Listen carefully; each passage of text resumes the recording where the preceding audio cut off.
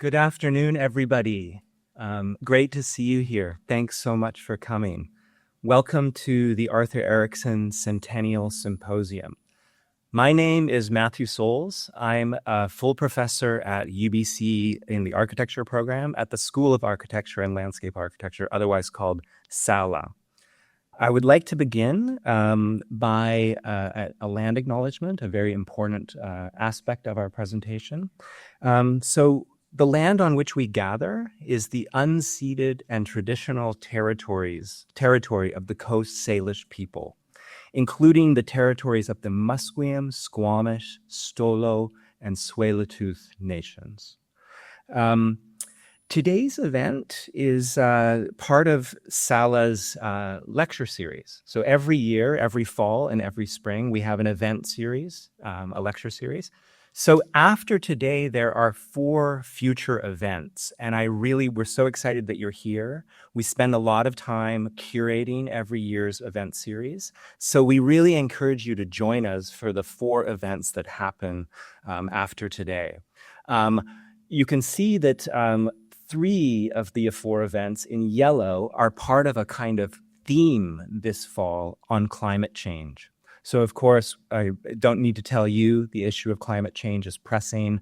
Architecture and landscape architecture and urban design's role in tackling climate change is huge. So this is a series of 3 events that are really exploring cutting-edge ideas around design and climate change. The first one in that series is on October 1st here at Robson Square. It'll be in the main theater where Bridget Shim's lecture will be tonight. Pamela Conrad, a real innovator, is coming from Cambridge, Massachusetts. She teaches at Harvard. She has created a very innovative initiative that combines advocacy, education, and design to really change the world. So I think it's going to be a very inspiring, informative talk. Please come. To learn more about all of these events, you can scan this QR code and it'll bring you to the place where you can learn about them. You can sign up to SALA's e-blast. We send out information. We do it 1 email a week or every 2 weeks, depending on the time of the year. And you can keep up with all the exciting things that are happening at SALA. Okay? So let's move on today. So some brief words. Sorry if it's a little repetitive for those of you who were here in the morning. I'll try to get through it as quickly as possible. So today's symposium is a collaborative effort between the Arthur Erickson Foundation and SALA. And it's also important to note that it's sponsored by the Government of Canada. Every year, SALA, as part of its event series, has what's called the Arthur Erickson Memorial Lecture. We have a tradition of bringing amazing speakers to Vancouver to celebrate and commemorate Arthur's unbelievable contributions to this part of the world and beyond. And then also, it's the Centennial. So Arthur was born in Vancouver in 1924. The foundation has been doing a tremendous amount of activities since around March 2024 to commemorate the centennial of his birth. The symposium today, in many ways, is a kind of merging, a coming together of the tradition of the annual Arthur Erickson Memorial Lecture and all of these now 1.5-year-long efforts that the foundation has been involved with. They've had over 15 events across the country and in the United States. There's been an exhibition, which I encourage you to take a look at. It's now available in digital format on the foundation's website. There's been street celebrations. It's been an incredible year, or 1.5 years. So I want to then jump into the session that we're going to have right now. So its title is The Authorship of Canadian Architecture. We have a wonderful speaker, Michael Kubo, is joining us from Rhode Island, from RISD. And I'm going to introduce my wonderful colleague at SALA, Tania Gutiérrez-Monroy, to introduce Michael. Tania is an invaluable member of our faculty. She is an assistant professor. She is an architectural historian who has a PhD from McGill, and she's really working on cutting-edge ideas around kind of how power operates in our society socially, culturally, and spatially, analyzing it and figuring out ways to kind of tackle it and make our world better. So with that, Tania, please come to the podium.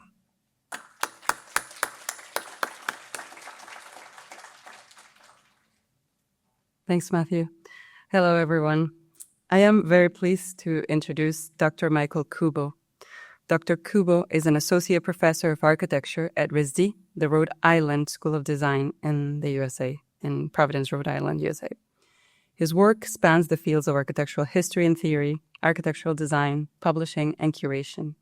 He holds an MArch from Harvard and a PhD from MIT, where his dissertation focused on the rise and international extension of the Architectural Corporation after 1945. Before moving to RISD, he was an associate professor at the University of Houston, where he also served as the best mentor that my postdoctoral research could have. His curatorial projects have been exhibited in Boston, at the Art Institute of Chicago, and at the Heinz Architecture Center at the Carnegie Museum in Pittsburgh. These exhibitions and the books that followed have been recognized by Document and the Boston Preservation Alliance and featured in the New York Review of Books, the New York Times, the Architect's Newspaper, the Boston Globe, and the Metropolis. Dr. Kubo's research tests a new approach to writing about architectural practice. In contrast to more traditional forms of scholarship, his work emphasizes the important role of collaboration through a close archival analysis of the Architects Collaborative, or TAC, the well-known collaboration of 8 architects, including Walter Gropius, founded in 1945. Though on the surface, one could understand his interest as a monographic study of a single firm, this belies its most important contribution. It is, at its heart, a challenge to the received stories of corporate or collaborative practices as lesser than the myth of sole author designers. The idea of authorship and what that means is really at the core of his work. Dr. Kubo's next book, The Idea of Anonymity, tells this story. In other published work, he has analyzed diagrams of influence across American architectural practice, including TAC, but going back all the way to Thomas Jefferson and forward to SOM. Dr. Kubo always demonstrates a sophisticated interpretation of architectural mediation as he triangulates between the reception of TAC in the architectural press, TAC's own statements about how they worked, and architectural historians' analyses based on both these sets of messages. Dr. Kubo is also active in the area of editorial and curatorial work. Central to this are his scholarly insights on the reception of architectural practice. His body of work as a curator shows a refined attention to questions of authorship, collaboration, influence, and media. The 2014 exhibition and 2019 book, Imagining the Modern Architecture and Urbanism of the Pittsburgh Renaissance, which Kubo co-edited with Chris Grimley and Rami El-Samahi, recasts the history of urban renewal in Pittsburgh through both the more anonymous buildings that shaped the city during that period and by revisiting previous exhibitions from that time that proclaimed the city's bold, modern future. His co-edited volume, Futures of the Architectural Exhibitions, with Reto Geiser, addresses key challenges to the traditional model of a monographic architectural exhibition. His co-authored introduction traces the history of architectural exhibitions to argue that, far from being neutral or objective, or from being unidirectional propaganda, they are important sites for architectural discourse and knowledge production. The 2009 exhibition and 2015 book he co-authored with Chris Grimley and Mark Pasnick, Heroic, Concrete Architecture and the New Boston, reassess the history of brutalist concrete buildings from the 1960s and 70s, including projects by TAC as well as Marcel Breuer, Le Corbusier, I.M. Pei, Henry Cobb, Paul Rudolph, and Joseph Louis Sert. Dr. Kubo's expertise spans topics of direct relevance to the legacy of Arthur Erickson and allows him to situate Erickson's work through the lens of its historical and global context, the mediated image of the firm, and the meaning of authorship in architectural practice in the post-war decades. We are very pleased to have Dr. Kubo here today and excited for what he's about to share with us. Please join me in welcoming. Thank you. I mean, it's been a real pleasure to be here. I'm coming here as Tania's intro, an exceedingly generous intro, suggested, I'm coming here as an outsider in sort of my view. It's my first time in Vancouver. I spent a wonderful day yesterday with Tania and with Sarah Stevens at the Museum of Anthropology and at Simon Fraser University, and it's been really a wonderful opportunity for me to come and to meet all of you, to really invest myself a little bit in Erickson's work and the story of Erickson's practice in relation to, as Tania outlined, some of the broader currents of global modernism, especially in the second half of the 20th century, office practices, especially collaborative and corporate practices.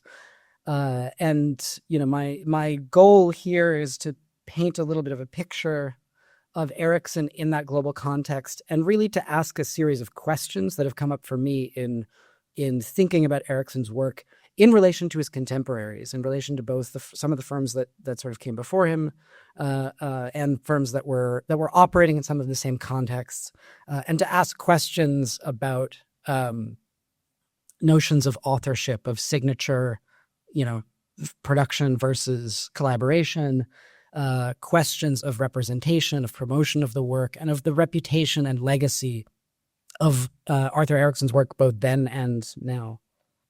And I should say at the outset, so thank you absolutely for everybody who has invited me here. I want to thank Matthew and Rana, thanks to Sarah and Tania, thanks to UBC SALA and to the Arthur Erickson Foundation for giving me this opportunity to really kind of think through this work, hopefully now with all of you in a kind of extended way.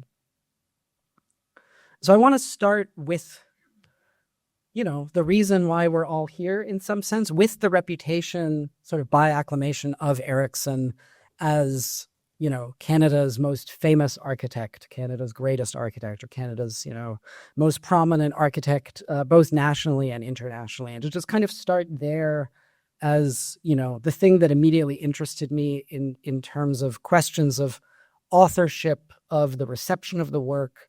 How was this sort of my first question is really to do with the construction of that reputation and that legacy as sort of the most prominent architect in Canada. As you see here, Vancouver's master architect, and the notion of the master architect and its history as a set of concepts, especially through the 20th century, and the promotion of architects, singular architects, as master architects or master builders, and how Erickson kind of sits within that sort of history, rather famously, of course, by people like Peter Blake in this sort of book, The Master Builders.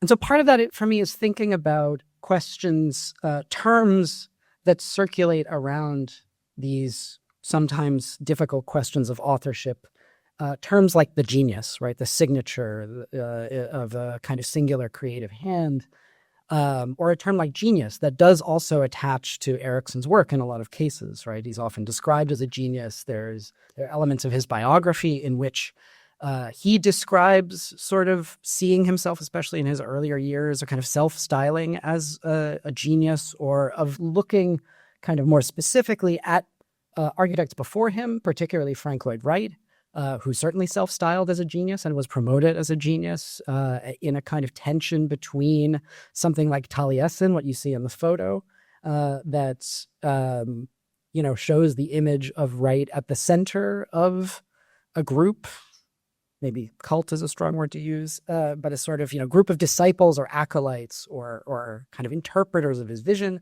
versus the notion that he promoted of himself as a genius, and which was then promoted in turn by authors, critics, people who were assessing Frank Lloyd Wright's work and kind of took up that notion. And then which he promoted in books like Genius and the Mobocracy.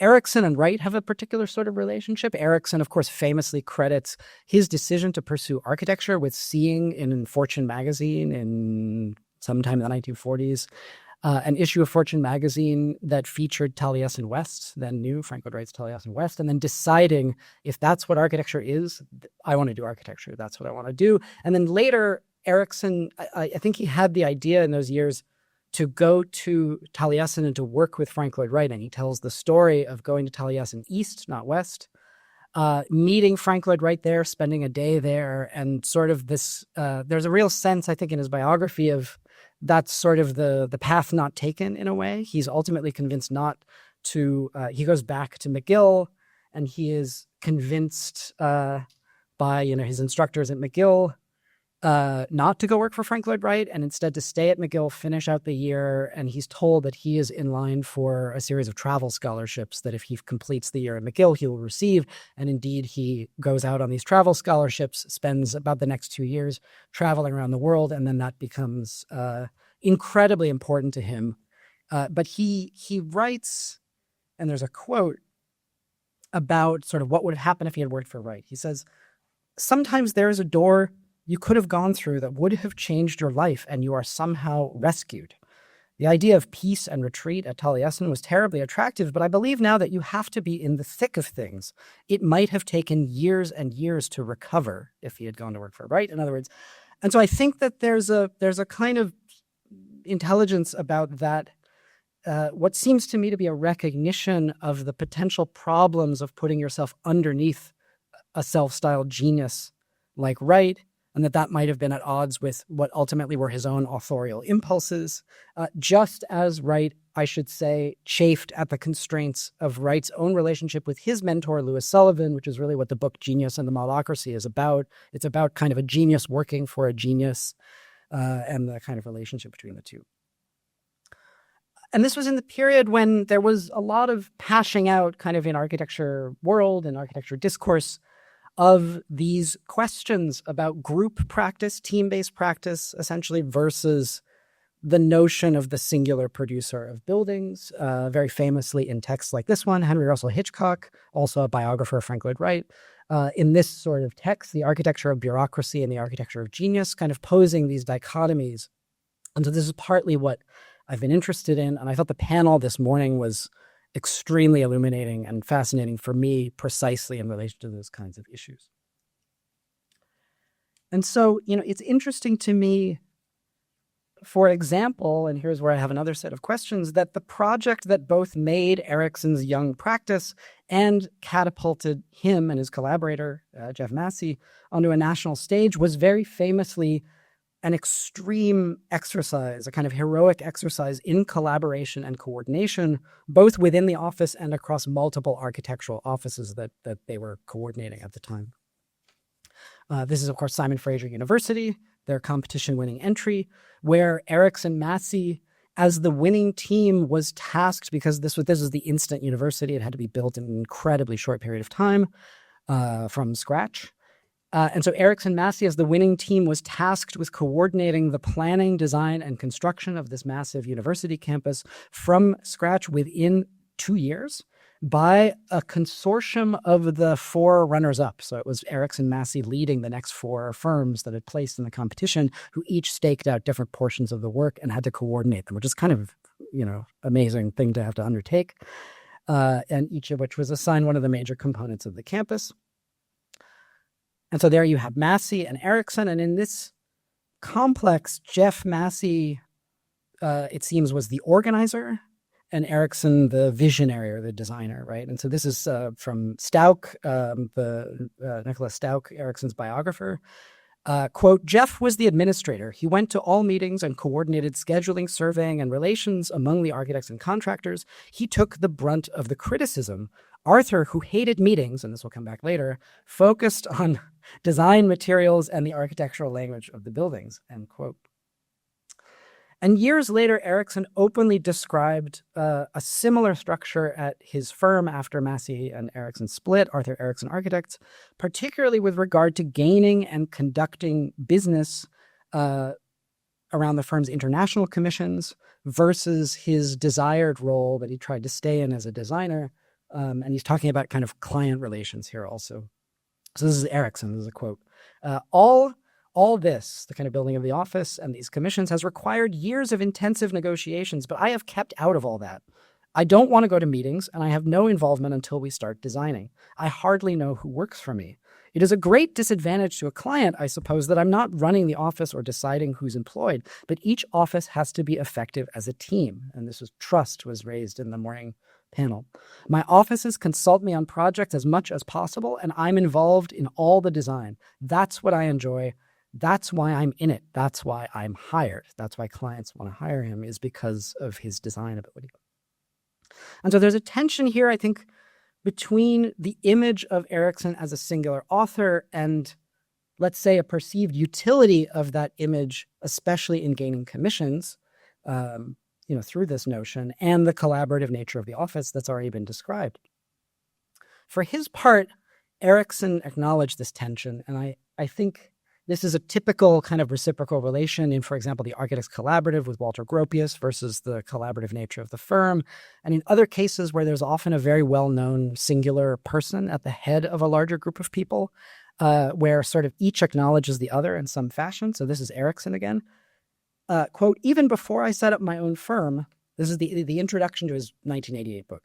Even before I set up my own firm, I was perhaps too independent, too jealous of my design prerogatives.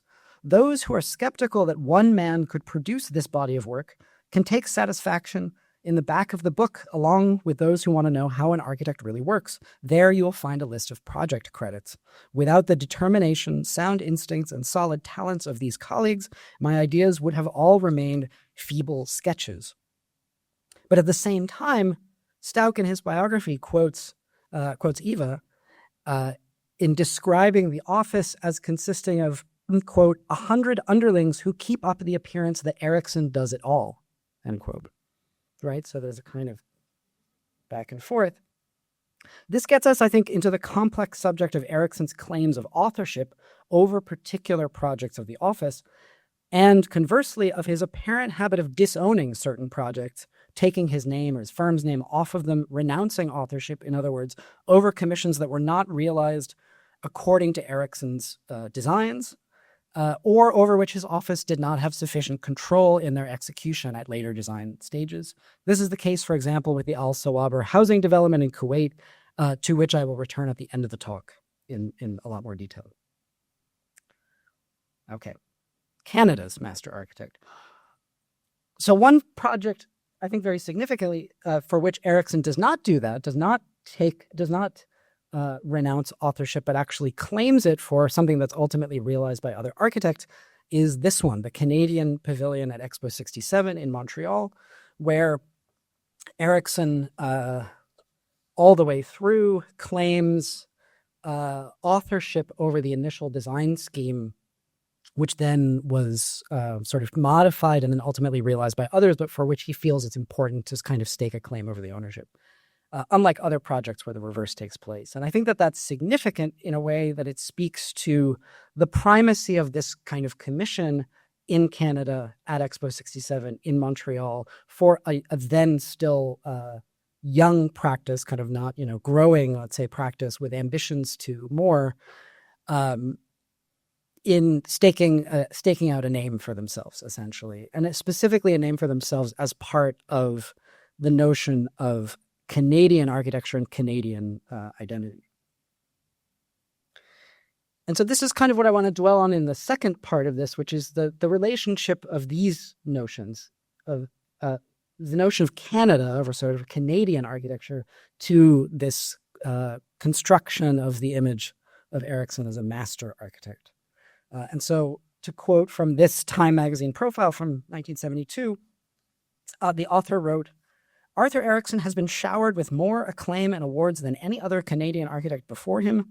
In an age of team design, he wrote, Arthur Erickson, at age 47, epitomizes the idea of the individual creator, the architect as superstar. This is 1967, which is very early moments to be using that kind of framing. Erickson's office, Erickson Massey still, right, so Erickson is already being described singularly, even though Erickson Massey is still together.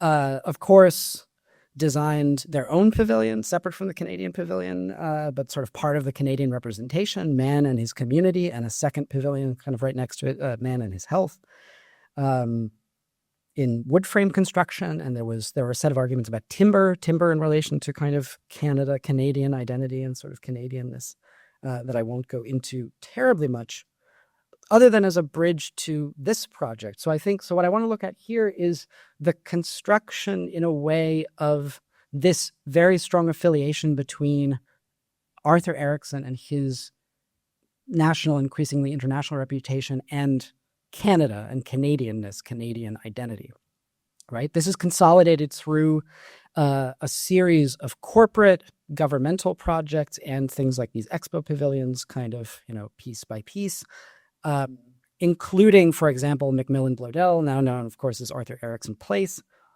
and his work for, in this case, one of Canada's major industrial corporations, BC's major lumber company. And this is, so in this sense, he starts to work for these kind of central, corporations in Canada. And I think it's good to remind ourselves that not only was Macmillan Bloedel Limited one of these corporations, but also Massey himself is from the family of another one of these corporations, Massey Harris, the farm equipment company, later absorbed into Massey Ferguson. And the family that includes, they're not directly in that lineage, of course, Vincent Massey, the first Canadian-born Governor General, etc., for whom I believe the Massey Prize is named, which Erickson Massey wins at some point. And so lumber and, timber, lumber and Canada, of course, come together in Erickson Massey's work significantly in the Tokyo International Trade Fair, another Canadian pavilion, even earlier than that in 1965. Here, Erickson says, quote, "My idea for a Tokyo Trade Fair building in 1965 was an obvious one, to represent Canada with a log cabin. The point was to be felt in the raw power of the very unfinished look of the wood. The building would just be piled up and crudely put together, but vigorous, like Canada." And so it's interesting to me that, Macmillan Bloedel on its face doesn't seem, although it is for this major lumber company, would not seem to be kind of about expressing the material of this company as, in relation to sort of a notion of its stature in Canada in any significant way. Rather, it takes on very much the techniques and kind of expression of an office building and the construction of a kind of good office environment. Erickson referred to this as his Doric building, uncompromising in its simplicity. He wrote about it as completely countering the impermanent jerry-built aspect of the modern office building, epitomized by hung ceilings and flexible partitioning on the inside and the curtain wall on the outside. He didn't like the kind of flimsiness and sort of multi-layered nature of this. And so with this building, he says, "We turned our backs on new technology and we went to the oldest and most traditional of techniques, the solid load-bearing wall with minimum openings cut into it." Despite this corporate image in concrete, Erickson did later describe Macmillan Bloedel as, quote, "a tapered, slender, tree-like form for the giant forest products company." So he does get there in some fashion, where he's linking the company's products with the building's form and expression in a more direct way. At the same time, he conceded he hedged a little bit on this. He says, quote, "The fact that the building is rather rugged in appearance and that it tapers upward like the trunk of a great tree is quite incidental, but nevertheless conforms to the image that Macmillan Bloedel wanted to project." So it's sort of having your cake and eating it too. And I think it's interesting to compare, him with his contemporaries. For example, Skidmore, Owings and Merrill, SOM's headquarters for Weyerhaeuser, another major Pacific Northwest lumber company, within a few years of that. And the ways in which, this is, for example, much more directly expressive of the products and the kind of territory in which the company, does its business. And I think has a lot of features, both in the relationship between concrete and greenery, the kind of scaling and stepping back of elements, the terracing, the kind of horizontal skyscraper sort of horizontality of it, and otherwise in the kind of, certain expressive elements of it.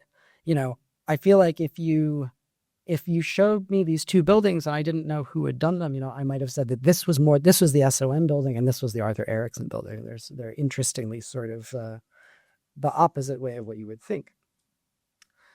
Erickson does pursue this kind of forest, architecture as in with the forest sort of analogy more explicitly, I think, in the inner court of the Bank of Canada. So this is another in the progression of major sort of Canadian corporate and or governmental commissions. The next one is the Bank of Canada in Ottawa, which has this mirror glass curtain wall. And then on the inside, this, and I think these drawings are kind of amazing in speaking to the desire to really create this kind of forest landscape sort of on the interior, again, as a kind of Canadian, a specifically Canadian sort of thing. Again, relating this to the work of Erickson's contemporaries. And I was just talking with Eva on the way in about her time working for Roche Dinkeloo, though not, she said, on the Ford Foundation, but kind of in a similar period. And which really served as a precedent for this model of the invention essentially of the atrium, especially the landscaped kind of greenery, sort of covered atrium in this period as a kind of late modern phenomenon. And it's clear to me that indeed Ford Foundation was a strong precedent for the Bank of Canada, not least in the fact that the Canadian Centre for Architecture in its Arthur Erickson archives has these slides that are labeled explicitly as Garden Atrium of the Ford Foundation precedent for the Bank of Canada, which suggests that Erickson's office, these are slides from Erickson's office, that he kind of knew about it. Okay, Erickson and Canada, Canada and Erickson. The Bank of Canada Commission came via Pierre Trudeau, the Prime Minister, of course, after 1968, but I believe at the time an MP and the leader of the Liberal Party, kind of on his way there. According to Erickson's biographer, and this is a quote, at a private dinner party hosted by Trudeau, Arthur had met Louis Rasminski, the governor, then governor of the bank, and that was what kind of led to the commission.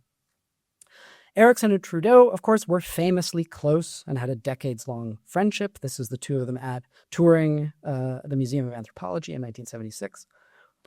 Quote, Arthur, this is Stauck, his biographer, Arthur had known Pierre's younger brother, Charles, nicknamed Tip, as a gifted architecture student at McGill in the late 1940s, but Arthur and Pierre did not meet until the latter became prime minister in 1968 and convened a group of the country's leading artists for a dinner in Ottawa. Trudeau was intent on hearing their views about the country's national identity. This starts from the beginning. Erickson was the sole architect.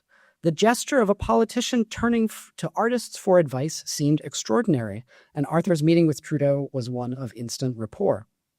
And there are subsequently lots of references to the two of them traveling all over the world. They traveled to China, Tibet, Saudi Arabia, many other places that have sustained friendship, genuine friendship over years, which matters, as we will see. And so to return to Expo 67 and how the Expo pavilions, for example, sit at this, what's starting to be, I think, a kind of a nexus of kind of Trudeau, the government, Erickson, sort of images of Canada, both nationally and, as we'll see, internationally. This is also the moment, I feel it is necessary to point out, when the notion of Canada itself as a unified nation, as a kind of, one thing, is, of course, itself under construction in a similar way. I do not have to remind anybody in this room. This is the moment of the redesigning of the Canadian flag. This is the moment of the birth of the Centennial symbol to celebrate the century of after Confederation. I remind everyone, of course, also that Expo 67 included the Indians of Canada Pavilion, which, according to John Moses, Aboriginal Affairs Directorate for Canadian Heritage, quote, was one of the first opportunities during the latter half of the 20th century where Indigenous people are given a political voice and a separate, standalone, safe space within which to express themselves, not just to Canada, but to people around the world. And, this is also the moment, of course, in relation to Trudeau and Chrétien, very famously, this is the moment of the white paper, the statement of the Government of Canada on Indian policy, which is expressly the controversy, the huge controversy over this and the responses, for example, the Unjust Society by Harold Cardinal, among other responses, the Red Paper. The responses, both the text itself, are entirely around, the question of sort of, who is a part of Canada and Canadian identity versus sovereignty or independent land claims, right? I won't summarize the white paper here, other than to say that the whole issue was assimilation, right? Proposing to end the Indian Act and assimilate First Nations members as Canadian citizens, but by the same token, depriving them of any of their claims to independent sovereignty or land or reparative claims or other special rights, which First Nations had fought to gain through amendments to the Indian Act. over the previous century. And so in this sense, Erickson's ambition to be an architect for all of Canada, to be Canada's master architect, I think is coupled to a very specific set of claims at the time about the nation and about who and what a Canadian is. Right? And this is, we can go back actually to the, sorry to back up a little bit. The framing, I should note that the framing of Expo 67, the kind of title that was put over the whole thing, of course, was Man and His World. And the pavilions that Erickson Massey designed are man in the community and man in his health. And so you can relate it to these questions of, you know, even beyond Canada, whom did this humanist conception of a kind of universal man include? Whom did it exclude? And what, in other words, was a Canadian? This project of creating a Canadian expression continued now abroad with the Canadian Pavilion at Expo 70 in Osaka. And here's Erickson again. I feel like I'm quoting from Erickson a lot, but I just love these quotes.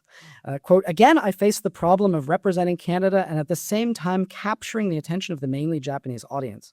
I decided that one thing that could be interestingly presented was the emptiness and immensity of the Canadian landscape.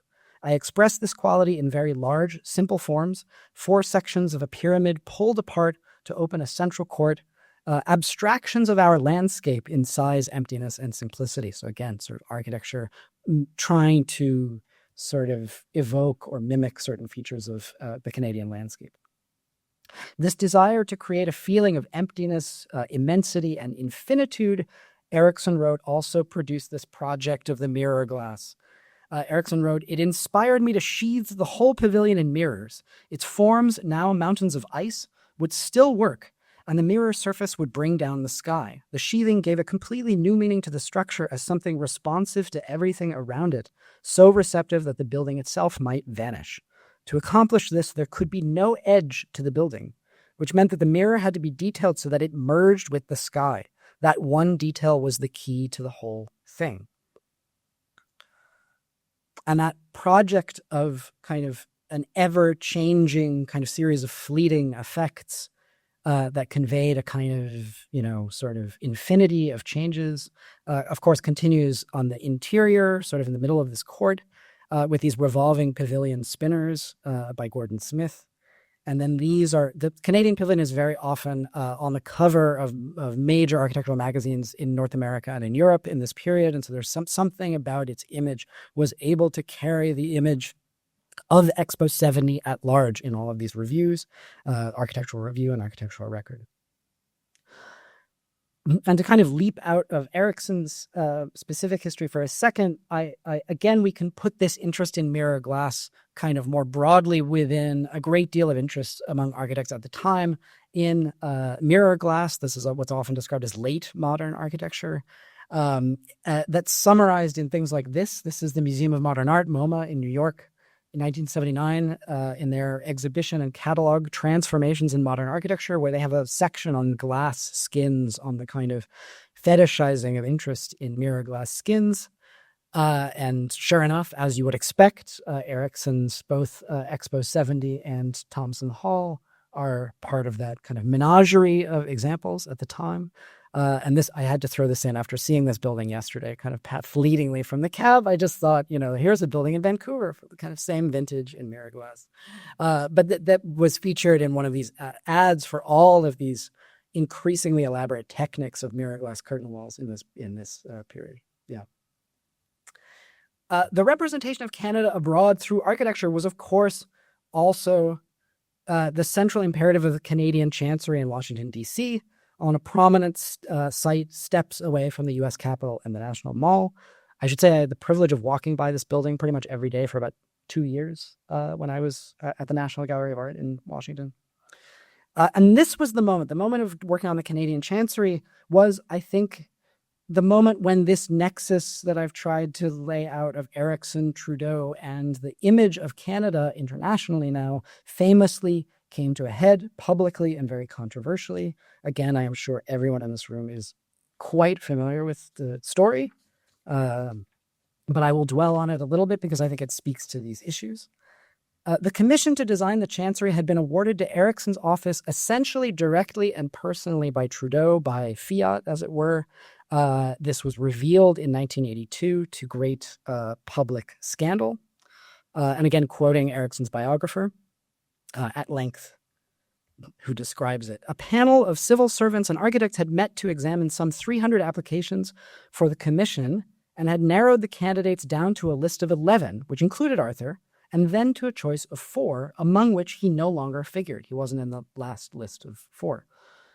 Although the committee's final selection was the firm of Zeidler and Roberts of Toronto, Prime Minister Trudeau directed his Minister of Public Works to award the commission to Arthur. Trudeau was denounced as Canada's Sun King, and Erickson characterized as the arrogant architecte du roi, the architect of the king. Trudeau soon issued a statement to the press implying that Arthur had been unanimously regarded by the panel as the best architect in Canada, all agreeing that Arthur Erickson stands out most clearly on the international scene as expressing Canadian architectural concepts. And I want to dwell on this last point a bit more, namely the idea that Erickson would be distinguished specifically for his ability to express Canadian architectural concepts. Stauch, the biographer, continues in his description of the means by which Erickson received the commission. Quote, Arthur had written a confidential letter to Trudeau on December 14th, 1981, when he learned from his old McGill classmate, Guy Desbarats, now part of the government, that he had not made the final shortlist for the Chancery Commission. Arthur appears to have typed the letter himself in secrecy, casting himself in the rare attitude of a supplicant. The Washington Chancery, he wrote, quote, is for me that rarest of opportunities to design a building of distinction, a place of renown on a site of high visibility and significance for this country of ours. Nothing in my career as an architect would be as worthwhile as the chance to make a Canadian statement in the American capital. And to quote from the letter in particular that Erickson writes a little bit more, Erickson writes to Trudeau, what is particularly galling to me is that I have done more to put our Canadian architecture into the world picture than any other architect in the country. For what the Canadian Pavilion of Osaka accomplished for the image of Canada abroad, for that alone, I would expect to be given a commission such as this. I would think that external affairs would recognize my international stature in such an important diplomatic post in Washington. And when Erickson later, somewhat later than this, described how the architecture of the Chancery reflected all of these imperatives to put Canadian architecture into the world picture, here's what he wrote. Given the highly visible site and the importance of the Canadian-American relationship, the key design consideration was how to represent Canada appropriately. We could not flaunt some national distinction as we would in a completely alien country, for in the larger cultural picture, our countries were indistinguishable. In the end, I wanted the Chancery to express an image of Canadian reserve and good manners, coupled with a characteristic gesture of openness and invitation to affirm our similar heritages, and at the same time project an element of freshness and forgivable naivete. As for more specific readings, these will be found in the long horizontals that suggest the breadth of Canada, or in the ample courtyard with its light and spaciousness. In the middle, a large pool symbolizes our ocean limits, right? So there's, again, this attempt to analogize form to a certain kind of cultural identity in both indirect and more direct ways. I want to close this section with an addendum of sorts, I think, in Erickson's joint competition project with Kenzo Tange for a Canadian embassy in Tokyo, midway through the years that the Chancery work was going on in DC. In this case, and I'm going to quote Erickson again, the Chancery roof garden, so I should say Kenzo Tange is responsible for the tower, Erickson is responsible for the kind of sloped part of the Chancery itself. He writes, the Chancery roof garden, a sloping plain of maples, visually extends a small public park. I had always been interested in how the Japanese mind separated the realm of nature from that of man, the better to counterpoint them. I thought that using plants in an architectural way would challenge traditional conventions in Tokyo and be a marked demonstration of Canada's presence. I could give all the offices a pleasant prospect and at the same time figuratively carry the garden up onto the roof for a particular Canadian identity. And so I think the Chancery in DC, the embassy project unbuilt in Tokyo, and this one, the $1 billion kind of 5 square block California Plaza project in Los Angeles. This was the project that brought Arthur Erickson Architects to start a branch office in LA.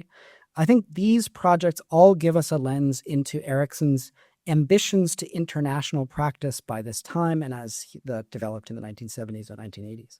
With regard to the LA office, Erickson wrote in this period that, quote, an American base offered 2 solid advantages. First, it could fight the dim ghost that shadows wide recognition of any American professional, South or North, who is not a resident of the United States. And as Philip Johnson stated to Edith Iglauer for her 1979 New Yorker profile of me, why does he keep doing that? It's a question of acceptance. Erickson's a Western architect, and what's worse, he's in British Columbia, which is a province of a province to us in the U.S. That's Philip Johnson. So feel free to vilify Philip Johnson as much as you want. And I should say also that it was this presence in LA and the LA office, of course, in California Plaza, that played a major role in the bankruptcy and eventual demise of Erickson's office, as everyone here knows quite well, and I will not dwell on it in any way, other than to mention the ways that the bankruptcy story, I think, is also in some ways related to Erickson's national and international reputation in a few ways. First, there is, as part of the kind of trying to save Erickson from bankruptcy, a series of kind of financial elites and kind of large corporate and other investors in Canada formed the Arthur Erickson Capital Group in 1988, specifically to kind of save, the hero of Canadian architecture from, the end of his office, right? And so there's a report of a meeting where they say to Arthur, right, quote, Arthur, you are our friend. We love you. You are Canada's national treasure as a designer, but you can't go on like this. And then there's also a story of Erickson's attorney, Richard Gordon, whom he had brought in to kind of put the firm on a sound financial footing, but in the meantime it left and was also suing Erickson, was quoted as saying of Erickson, he's a very self-destructive man. It's a black eye for Canada. So I just want to point out, that even in the kind of bankruptcy story, there is this fusion is pretty tight by this time of Canada, what it means for Canada kind of on an international stage, as that tracks with the fortunes of Erickson's office. But it was to the Middle East, really, that Erickson's global ambitions beyond North America extended in particular in these decades. And this was, right, this is kind of very dramatically in North American architectural press, talked about as the oil-rich Mideast, the new frontier for professional services, with all of these kinds of questions about, it was seen as a risky, but sort of potentially very lucrative, kind of full of potential territory for a huge number of architects who were really trying and competing to work in that context, in the MENA region, in the Arab and Persian Gulf in particular. Questions like this: is this the new client, right? Or the notion there is no one market. And these are some more images of, there was a huge amount of press, and I've written at length about this elsewhere, about, things like this. You can extend this from America to North America, North American designers in Arabia, and a series of offices like TAC, already mentioned, the employees of which I should note were called tacos, or TAC office members are called tacos, working very heavily, had a branch office in Kuwait, executing projects all over the Middle East, as were firms like Skidmore, Owings & Merrill, SOM, some of which you see here, Just the Towers, among a great many projects, firms like CRS, Caldwell, Rowlett Scott, generally corporate, quite large practices at the time. And it was in this market that Erickson's office was kind of seeking to compete and sort of, stake a foothold. Erickson's work in the MENA region is, at the very least, often under discussed among his body of work, if not obscured or dismissed entirely. This work, for example, does not appear at all in Olsberg and Castro's critical works. It just doesn't appear. There's not mention of any of the Middle East work. And it only bears a passing appearance, for example, in Iglauer's Seven Stones, where the projects in the Middle East are invoked mainly as examples of unrealized schemes and kind of as pretext for Erickson's bitterness. I mean, he only has a few quotes that are like quite bitter in a way that doesn't really, he never says anything to that effect otherwise about the failures of some of these commissions or the fact that they were unbuilt or the difficulties working with clients in the Middle East. The work is given a full chapter in Stauch's biography of Erickson, but, and I think this is all too typical among the histories of most of these Western architecture firms who are working heavily in the Middle East in this period, like TAC or SOM, the Middle Eastern work is relegated here, I think, to an essentially tragic position as a kind of harbinger of overreach or of folly and sort of eventual financial ruin and demise for these Western firms. Many of whom, so the story goes, were lured by never realized promises of riches to be gained, as globally famous architects working in newly oil-rich countries. And so you can see in Stauch's book, this is just how the Middle East chapter appears, halfway between celebrity and bankruptcy, right? Celebrity, the Middle East, bankruptcy. Even though this was not, and Stauch acknowledges it in the book, this was not really a primary reason for the demise of Erickson's office in any sense, but it kind of somehow in the narrative, one might get that impression. This dismissal or inattention is very different, I think, from how Erickson himself described his firm's work in the Middle East in this period. The only monograph on Erickson's work to give dedicated attention to these projects is the one written by Erickson himself. This is The Architecture of Arthur Erickson, particularly the second edition from 1988, which devotes one of its 4 sections fully to describing the work in the MENA region and in the Middle East, specifically at length. This is the section titled Counterpoint, Other Ways of Seeing. This work was often also promoted in office brochures produced by Arthur Erickson architects like this one. In this case, in the case of this office brochure, for example, the Middle Eastern work is given its own section. The rest of the office brochure is organized by building type, essentially. So, I don't know, hospitals, housing, cultural commissions, etc. The only part of the office brochure that's organized by geography is this one for Middle East projects. So you could tell that they were really advertising and trying to gain commissions, essentially, in the region. But it's an extensive body of work, so much so that in 1999, the Canadian Architecture Collection at McGill produced this a book basically chronicling the quantity of material in the CAC collection, the JV CAC collections. I think, and David can correct me if I'm wrong, I think there are 24 projects in total, something like that. But, it's an extensive archive, and the archive is at the CAC and is worth examining. And so I want to go to Erickson's own description in this counterpoint chapter of his monograph, vis-a-vis the reasons why a lot of these North American and European and other increasingly large architecture firms were working competitively in this context. I want to dwell a little bit on what Erickson says about his reasons for being there. This is the beginning of the section. Quote, "The reasons that a foreign developer or public corporation might have for hiring a North American architect are not the same what I might have for responding. The client may be attracted by North American leadership in design or command of modern building techniques, or he may want some one thing an architect has done for him. Published projects become specialty advertisements, and the client in effect might be seeking merely a prosaic offhand variation on an architect's Western building.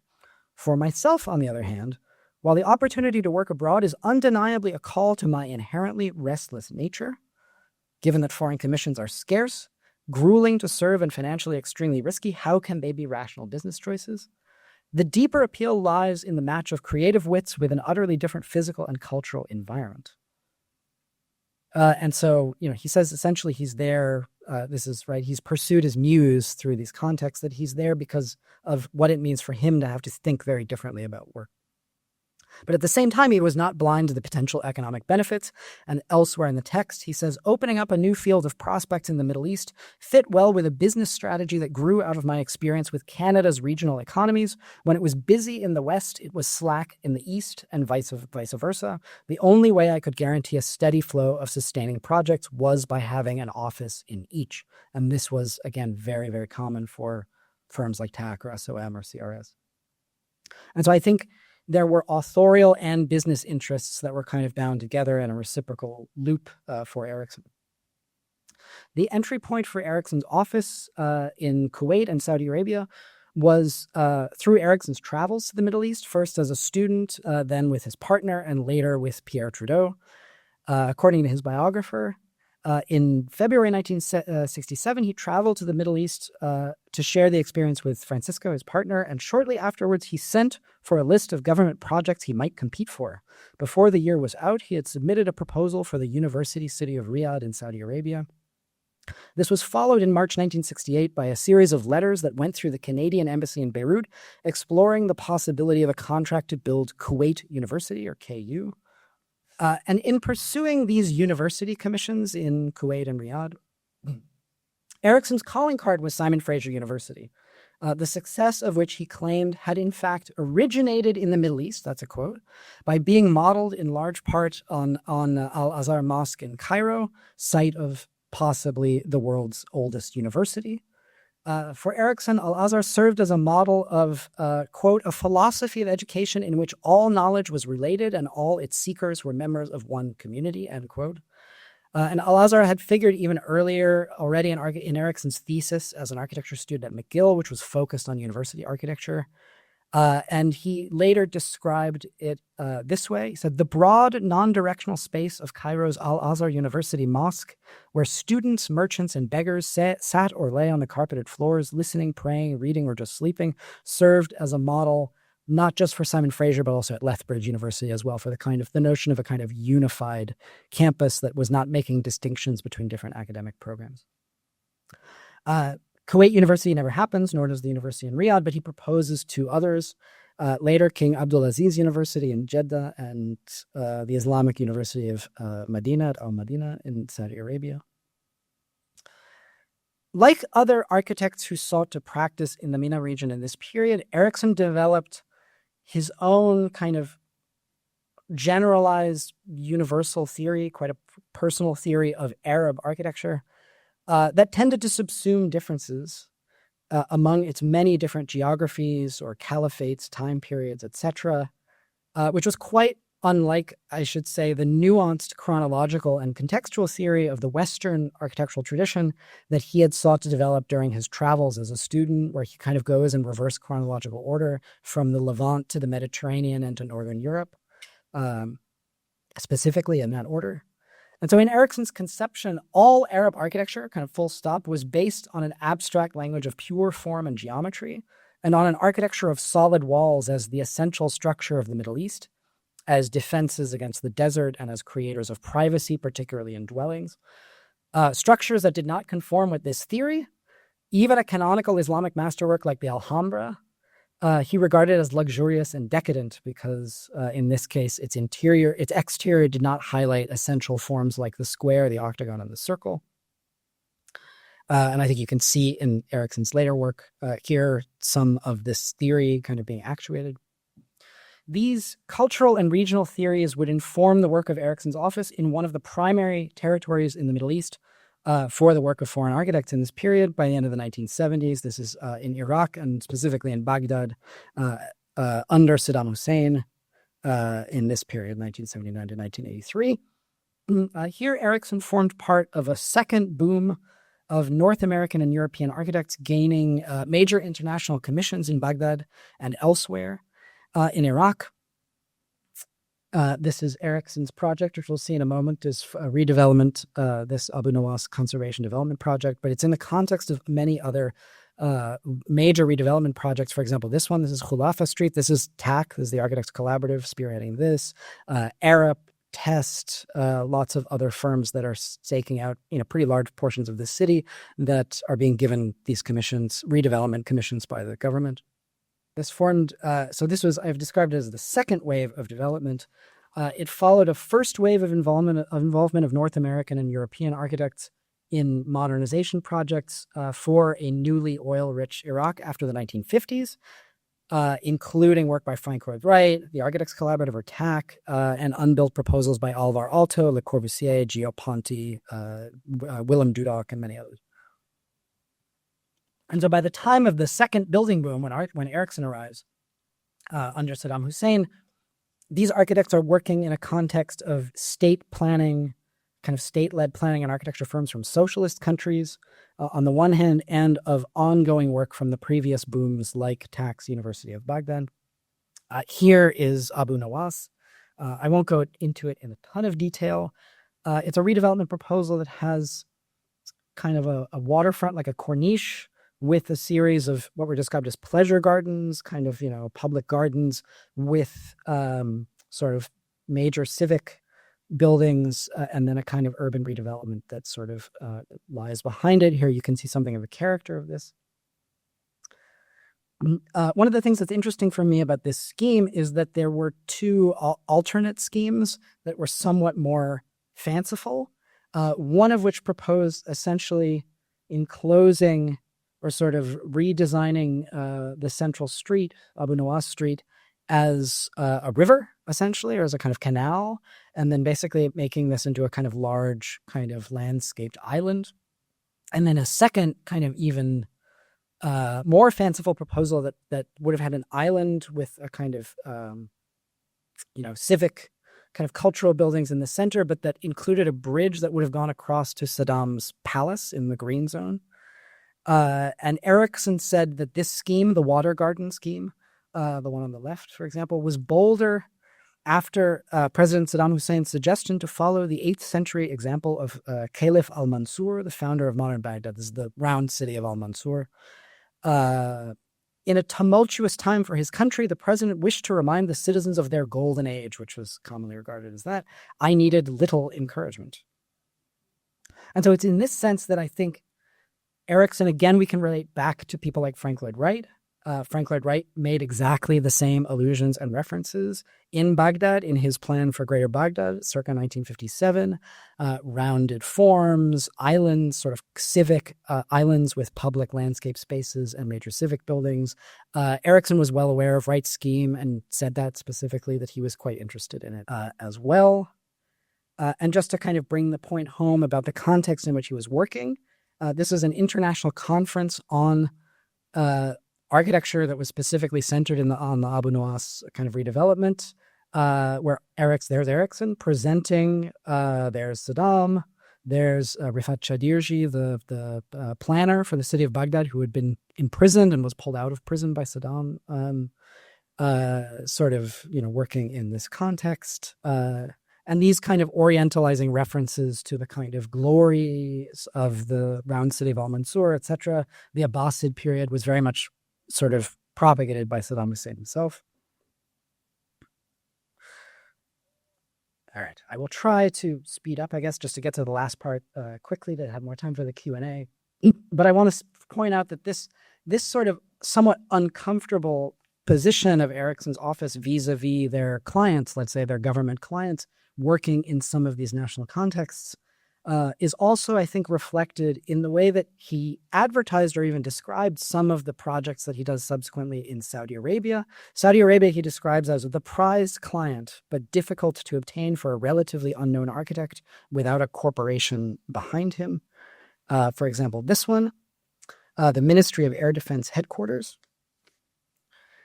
also sort of an unbuilt project, but which in Erickson's monograph, he describes simply as an administrative headquarters, right? So I think you can tell there's a kind of an awareness that, maybe working on military commissions in Saudi Arabia is a bit, the description of that is a bit tricky. Or the Royal Saudi Air Force Complex, also unbuilt, which similarly is described only as a technical university. You never find out who the client is, kind of in the way that Erickson promotes this work. The loop closes, or there was an attempt to close the loop a little bit in Erickson's design, also unbuilt for the Saudi Arabian embassy and ambassador's residence in Ottawa. So it's sort of, it kind of comes back. But by and large, all of the work that I'm showing you it remains unbuilt. Most of it does not come to fruition. The only things really which Erickson kind of claims later authorship over as built work are two towers quite similar to each other for Etisalat, for the telecom company in the UAE, one in Dubai and one in Abu Dhabi, as you see here. Okay, the last part, I will try to move quickly. This is only about one project, so it will be somewhat quicker. Okay, so to return in this context to Kuwait and to the project I showed you way back at the beginning, the Al Sawaba project, which was Erickson's first actual commission in the Middle East. According to Erickson, the Sawaba project was an important break for us and led to even larger urban projects in Kuwait and Baghdad, which was indeed the case, even though none of them were built. This was, again, Kuwait was the context of, like Iraq, a country that was newly wealthy based on petroleum and petroleum exports, and which dedicated a huge percentage of this new income to modernization projects, in addition to infrastructural projects, to urban planning, architecture. Generally, foreign architects were invited in to radically reshape, in this case, Kuwait City. Kuwait City, the old town, what you see in the lower left and the kind of top part of this master plan by Minoprio, Spenceley, and McFarlane, the same master planners of Baghdad in a couple of years prior, in its kind of modernization schemes, essentially kind of demolished and evacuated kind of large portions of the old town in favor of the construction of these ring roads around which Kuwaiti citizens were subsidized to build basically villas, kind of large kind of housing estates for themselves. And this is something of what the old town kind of looked like at the outset of something which turns into, again, a kind of, in a way, the major building boom in the Middle East for a certain period of time, in one city at least, in Kuwait City, and which involved a huge number of foreign architects, so much so that you get, and this is typical, this is one of many articles, this kind of reportage from outside, in this case in Middle East construction, of Kuwait City as a showplace for the world's architectural prima donnas. And so this is the context in which Erickson is also trying to build in Kuwait. This is Jorn Utzon. This is John Donington, who's a British architect. Architects from all over, including very significantly the Architects Collaborative and SOM and others. And I want to point here, again, to go back to the Trudeau, Erickson, and the kind of, Canada abroad sort of nexus. There, in seeking this work or seeking a presence in Kuwait, there were reciprocal relations between Erickson's self-promotion and business and the promotion of Canadian interests abroad in this competitive market context. And so I think you could argue in some sense that Erickson and his practice by this time had themselves become key Canadian export products. Erickson's image in some sense was a Canadian export product. In other words, advertisements of Canadian design and industry and of Canada's modernity, certainly in architectural terms, that could be promoted to other governments and to foreign clients. These export products in turn could pave the way for new markets and trade relationships for Canadian businesses, and they encourage sympathetic exchanges in Canada's foreign relations. And I do not have the quote here, very sadly for me, but there's Erickson, when he's going to Kuwait, for example, he writes a letter back to Trudeau where he's essentially advocating for Canada to expand its international relations and commerce with Kuwait from state to state, both as a way of kind of helping Erickson out. But he says basically to Trudeau, Kuwait is a very good place for Canada to do business, and therefore you should kind of encourage these relationships. So I think the exchanges go in both directions, in other words. It's not just kind of asking the government for favors. To talk about the Sawaba project a little bit, and then, I will be at the close. The project that was the sort of charge that was given to Erickson was essentially to design a housing complex that would bring newly wealthy Kuwaitis, kind of Kuwaitis of means or elite Kuwaiti citizens, back to the city center rather than sort of villa expansion out in the periphery, and to make denser kind of housing appealing to sort of upper-class Kuwaitis. This was one of a number of experiments, similarly, with new housing types that would be attractive to kind of elite Kuwaitis in this period, including Tak, Souq al-Wataniya, kind of nearby. This is the project that resulted on quite a large site that had been sort of fallow, and in which Erickson proposed a landscape that would go over an existing cemetery and then a series of these kind of quasi-megastructural housing blocks that were essentially, he described them as stacked villas, essentially. Each one, as we'll see, they were quite luxurious. That would be sort of in these terraced stacks that would be back to back in order to create a shaded kind of public thoroughfare with a series of community functions that would be both within each one of these spines and then in the spaces between them with these kind of covered winter garden type things, quite dramatic. This is Erickson's rendering on the Erickson office rendering on the left of what that was intended to produce. And with windows oriented for privacy, sort of respecting the precedence of these dwellings as essentially private types.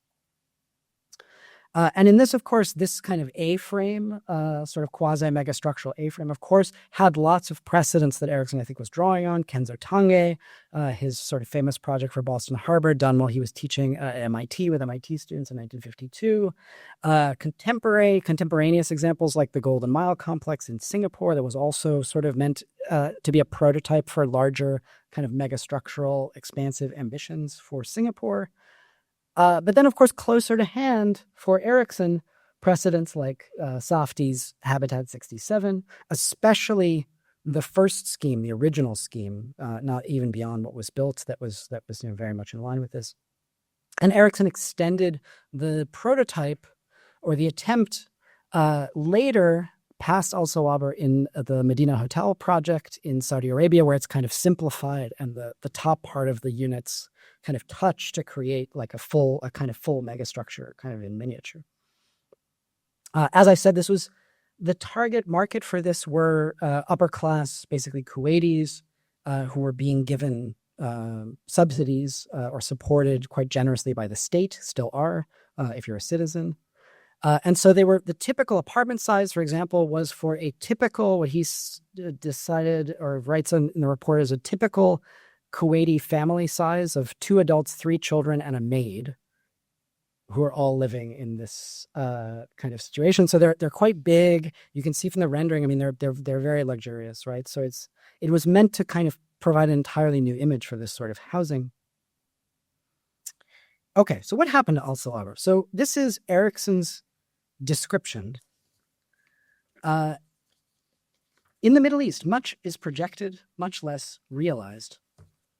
For all the creative energy I've invested, only a temporary structure in Saudi Arabia and a single tall building, that's the Etisalat building in one of them in the UAE, have so far seen the bright light of the desert day. Right. And so he writes about Sawaber as kind of, again, one of these lamented unbuilt projects. It is similarly described or noted in the CAC archive, the kind of description of the project you see at the bottom in the comments. The project was not executed. The design and documentation were not completed. That's the kind of, so it sits with all these other projects kind of in this legacy of a kind of, quite ambitious or heroic megastructural proposition that was not realized. Okay, so far so good. But it was built. I've been there. And this was one of my entry points, actually, in the invitation to come here was having been in the buildings at Al Sawaber while I was working on TAC and other things. This is the state of what was built as it existed by the 2010s. So something was built, but not built by Erickson's office. And so this is a case where Erickson's office disowned the project. They took their name off of it because it was not realized according to their original intentions. This is Erickson's quote. Unfortunately, the government lost sight of its original objective when it put the project out to bid. As a result, only the unique outline was vaguely ours and no Kuwaiti of means, no kind of elite Kuwaiti, upper class Kuwaiti would live there, right? And so he describes the project as a failure in its occupation or inhabitation, and that's a result of not having built it to the intentions of Erickson's office. And indeed, it's a very charged site. At the period when I saw it, the buildings had been evacuated of their inhabitants by the state in advance of demolition, in advance of a planned demolition. And so they sat there kind of fallow, empty for years. And that's when I kind of toured, it was like this, with sort of everything kind of awaiting a demolition, which, people didn't know whether it was going to come or not as of the mid-2010s. But indeed, they were demolished. This is a photo kind of demolished very interestingly, I think, by just kind of, they just sort of toppled over the buildings. This is an aerial view. In a way that was commemorated, for example, by artist Dana Rashid on the demolition of Al Sawaber, kind of, I love this image. And so this is kind of where I want to leave us, is in this comparison between, in this case, the projected and the realized, the reception or the kind of promotion of the work in the beginning, the notion of disowning a project, even though it was built, but sort of claiming it was unbuilt, and all of the, I think, sort of tricky authorial questions that obtain in that kind of scenario, the international ambitions of Erickson's office in relation to a kind of, Canadian abroad, sort of Canada's master architect abroad. This is an article by Asil Al-Regam that was written at the time of controversy over whether the complex would be demolished or not. The buildings were still standing at that point, that argued, as you see here, that it was the Al Sawaber project was not a design failure in her history of it. And it wasn't a failure in design intent, either for Erickson or even necessarily in its realization. It was really, she gives a whole series of other reasons, changes to the original design that thwarted the development of a vital and self-sufficient community, the absence of an administrative union, in other words, lack of maintenance, as a kind of common problem, economic greed that led to illegal subdivisions, land speculation, all of these things kind of changed the nature of the thing over time. But she was writing in a period where these buildings were empty, that there was a strong push, especially for a younger generation of Kuwaitis, to reoccupy the city center in denser urban arrangements that were exactly what the state had projected as a kind of desire, decades earlier.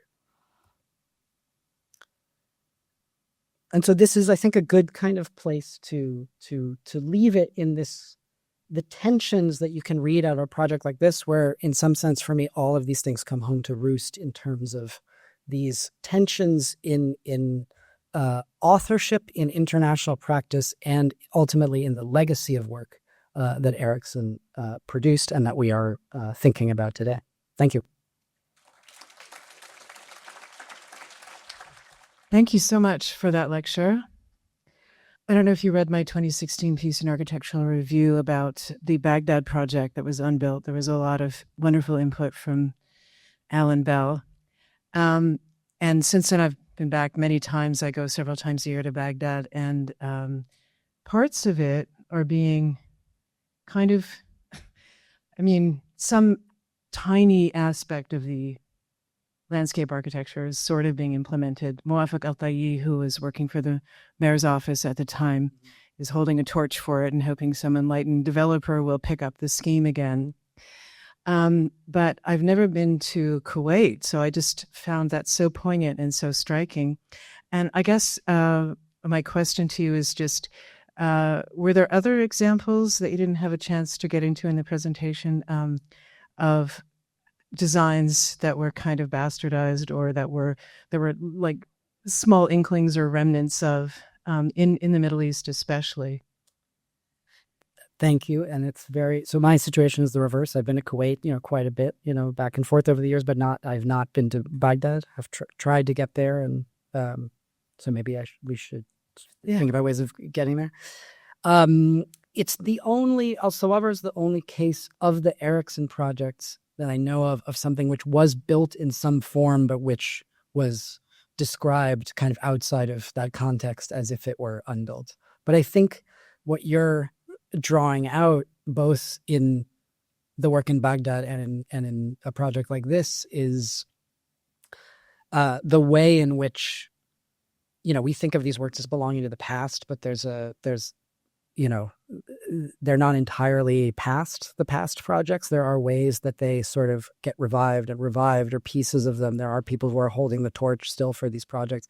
That's very much the story in Baghdad with other projects. And that's, some part of my work there has been looking at especially tax University of Baghdad, which started in 1957 and then was continuing all the way up through 1983, through that kind of second boom period, and which similarly has been described as, mostly unrealized or, as a kind of lament outside of that context, even though most of it, there are hundreds of buildings and all of them were built according to the.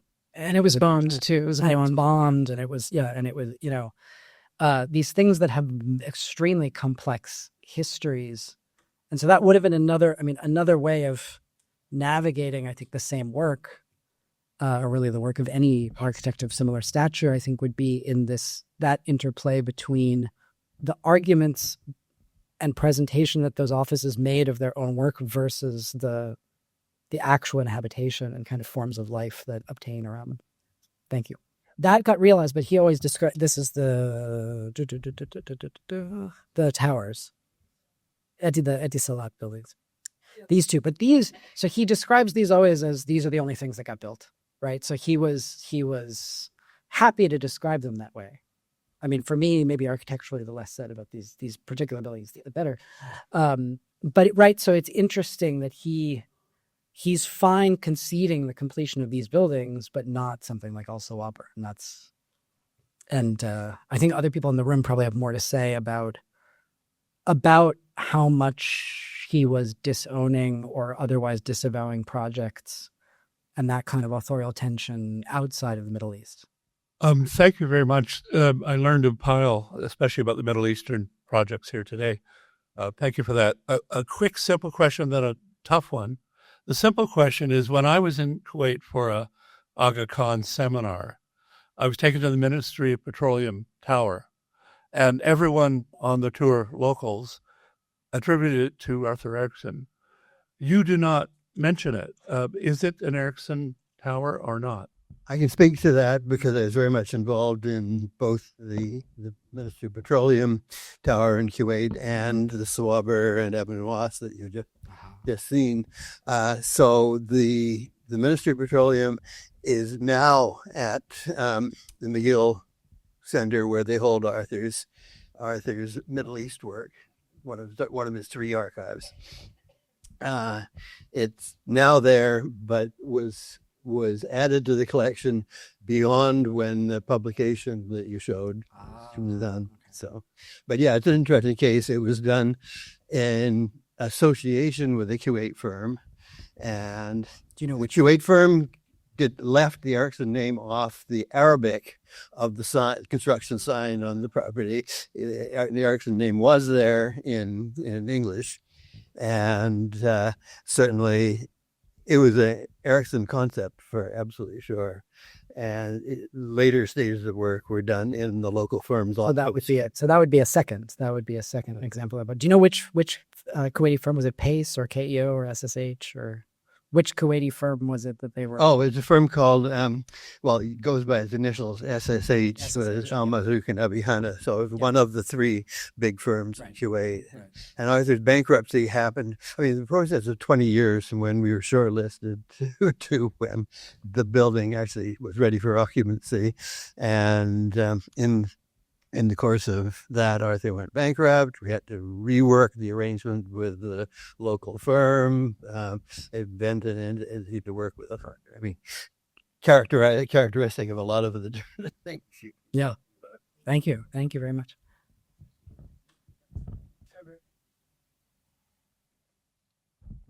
Here's my main question. I realize this is a draft, and a hurried and compressed draft at that. There's 2 halves of the talk about the Canadian work, which are presented more or less as a successful confluence of national identity and an architect's ambitions, more or less. Well, presented as in terms of Erickson's interest in describing them as confluence. Whereas he had long-term interest, et cetera, in Arab Islamic architecture. The second half is much more problematic. In other words, it didn't happen. So you have it worked kind of in Canada and much less so in the Middle East. I think there's a kind of juncture in your talk that didn't work. I'd like to give you a chance to poke around for a minute. You said almost nothing about the Canadian Chancery in Washington. despite walking by it daily. You know the design rules, the Fine Arts Commission, all the things that make things happen in DC. But you gave us no critical opinion about whether it's the glory of the nationalist Erickson or some horrible mistake put on him by his hosts in Washington. So could you clarify that a bit? Yeah, no, you're right to detect I had material in the talk and I decided to take it out that would have, partly because I wanted to spend time talking about other things, but that was about the let's say complex reception or evaluation of this project, right? And there are people who are very, people like Philip Johnson who are very positive, but it's partly because, there are many other talks, let's say, that I thought about giving but sort of didn't.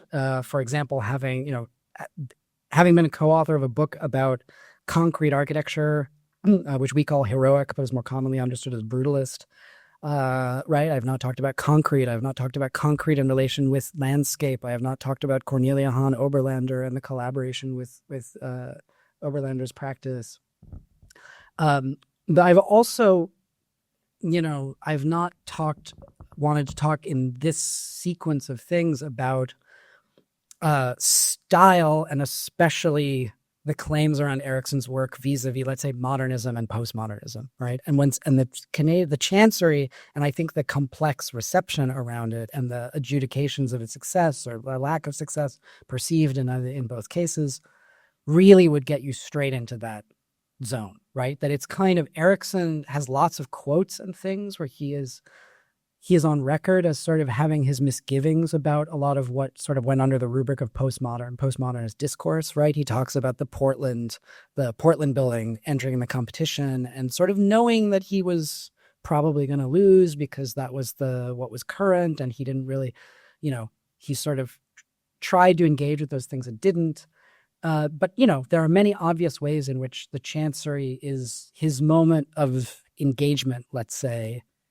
And, obviously things like this kind of false colonnade in the center that doesn't really support anything, and the sense of kind of illusions or sort of jokes almost, the sense of messiness or kind of fussiness of the interior, all of these, the gazebo and these other kind of volumes, and the difficulty, as you kind of mentioned, of dealing with the very heavy constraints that were given to his office in terms of, right, as you see, and that's why these images are here. The site was essentially proscribed in it. The height was delimited sort of by the neighboring buildings.